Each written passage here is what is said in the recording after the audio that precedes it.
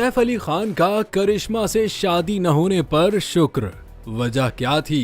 करीना ने पोल खोल दिया। बॉलीवुड इंडस्ट्री की मारूफ अदाकारा करीना कपूर उर्फ बेबो का कहना है कि मेरे शौहर सैफ अली खान इस बात पर शुक्र अदा करते हैं कि उन्होंने मुझसे शादी की है, मेरी बहन करिश्मा कपूर से नहीं। करीना ने बताया कि उनकी अक्सर एसी के टेम्परेचर पर सैफ से लड़ाई होती है। सैफ अली खान कम से कम दर्जा हरारत 16 डिग्री यानी ठंडे माहौल को पसंद करते हैं, जबकि करीना 20 डिग्री पर एसी चलाने को तरजीह देती हैं।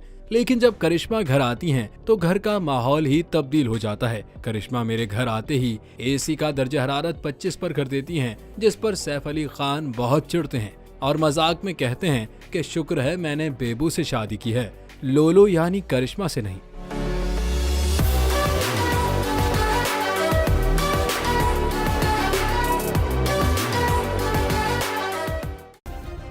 सब्सक्राइब करें और बेल दबाएं ताकि कोई खबर रह न जाए।